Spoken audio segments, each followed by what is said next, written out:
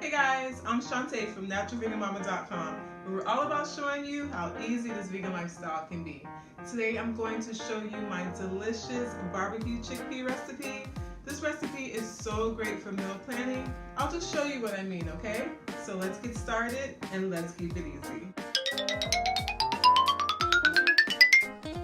You'll need 1 cup of shredded carrots, 8 cups of baby spinach, 1 can of drained and rinsed chickpeas, about 1.5 cups of steamed sweet corn, 2 tablespoons of barbecue sauce, about 8 grape tomatoes, 4 sweet peppers, 1 small onion, and for the dressing I'm using tahini, and I'll show you exactly how I make it.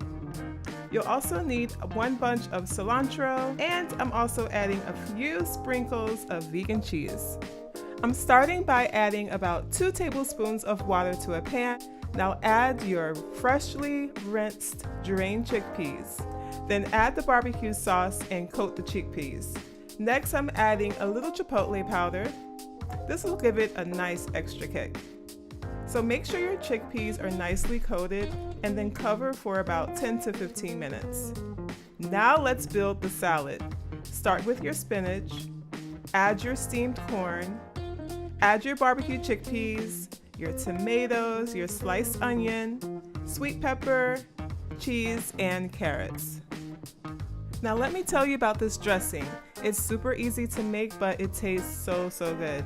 It's made with about 2 tablespoons of tahini, 2 tablespoons of water, salt and pepper, and a splash of lemon juice. That's it, guys, and it's so delicious. Now I'm just adding a little bit of chopped cilantro to top everything off, and this will be enjoyed as my dinner. And now I am ready to show you how I meal plan for the next few days.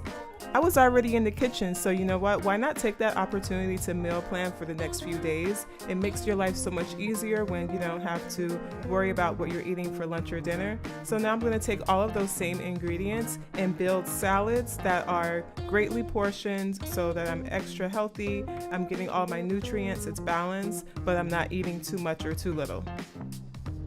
Now I'm going to go eat that big salad and put these 3 salads in the fridge. I'll see you in the next video, and subscribe if you like what you're seeing.